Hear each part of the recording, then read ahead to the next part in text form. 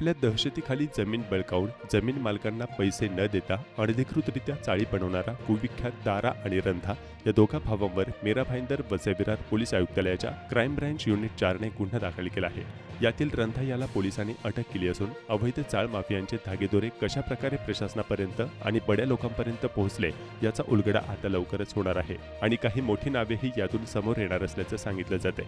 मिळालेल्या माहितीनुसार 2020 ते 2025 दरम्यान राजावली परिसरात विविध सर्वे क्रमांकातील सुमारे 210 गुंठे जमीन आरोपी सुरेंद्र प्रताप सिंह उर्फ रंधा आणि त्याचा साथीदार अरविंद अलगू सिंह उर्फ दारा यांनी बेकायदेशीररित्या ताब्यात घेऊन त्याचा व्यवहार पूर्ण न करता ती जमीन अनेक चाळ बिल्डर्सना विकली। त्यावर अवैध चाळी उभारून सामान्य नागरिकांना ती विकली। जमीन मालकाने पैसे आणि व्यवहाराबाबत विचारणा केली असता आरोपीने शिवीगाळ करत जीवे मारण्याची धमकी दिल्याचंही समोर आलं आहे। फसवणूक झाल्याचे लक्षात येताच जमीनचा दलाल ब्रिजेश यादव यांनी पोलिसांत तक्रार दाखल केली आणि या चाळ सिंडिकेटचा भांडाफोड केला।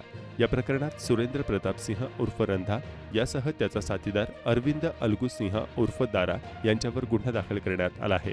तर सुरेंद्र प्रताप सिंह उर्फ रंधा याला पोलिसांनी अटक केली असून याच्या ताब्यातून अनेक धक्कादायक खुलासे मिळाल्याची माहिती सूत्रांकडून मिळते आहे।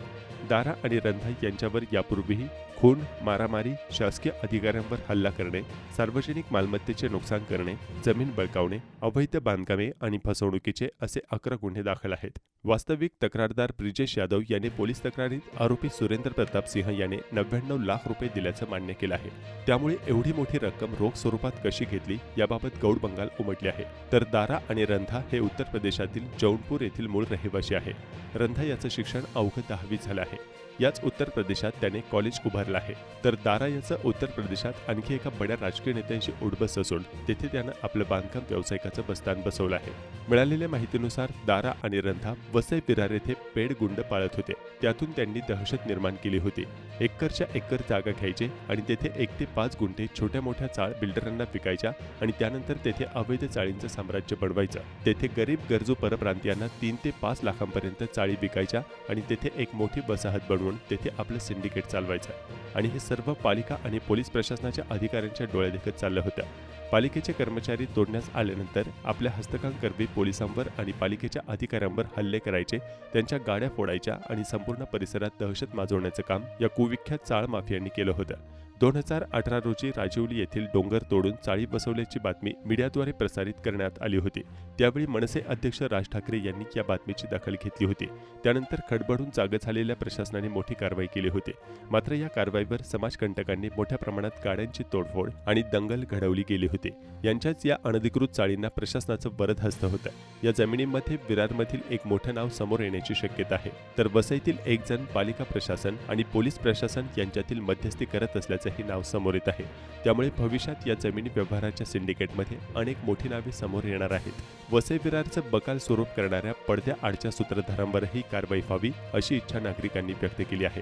दरम्यान या प्रकरणातील दुसरा आरोपी दारा अद्याप फरार असून त्याचा शोध सुरू असल्याची माहिती पोलिसांनी दिली आहे। पोलीस स्टेशन या ठिकाणी सुरेंद्र सिंह उर्फ रंधा आणि त्याचा भाऊ दारा यांच्या विरुद्ध फसवणूक केल्याप्रकरणी वाळवी पोलीस स्टेशनला गुन्हा दाखल करण्यात आलेला असून सदर गुन्ह्याचा पुढील तपास गुन्हे शाखेचं युनिट 4 हे करत आहे। यामध्ये आरोपी सुरेंद्र सिंह उर्फ रंधा याला अटक करण्यात आलेली असून त्याला 10 एप्रिलपर्यंत पोलीस कस्टडी देण्यात आलेली आहे। फिर्यादी जे आहेत त्यांच्या जमीन बळकावणे, त्याचे पैसे न देणे आणि इतर फसवणुकीचा प्रकार त्याच्यामध्ये आहे।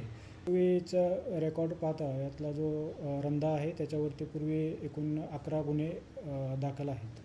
तर आपल्याच ABP माझानी 2018ला राजावलीमध्ये अनधिकृत बांधकाम दारा रंधाने जबरदस्ती चाली बनवलेल्या ते महसूल खात्याची जागा होती, वन खात्याची जागा होती, प्रायव्हेट जागा होती, नवीन शर्तीच्या जागा होत्या।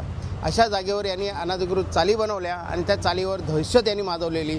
जो कोणी येईल तिथे गुंड पाळलेले, त्याचे स्वतःचे मोठं कार्यालय टाकलेलं, त्या कार्यालयात त्यांनी गुंड पाळलेले, लोकांना बंदुकीचा धाक दाखवत असं तिकडचे आदिवासी बांधव होते, ते जे शेतकरी होते त्यांना भूमिहीन केलं त्यांनी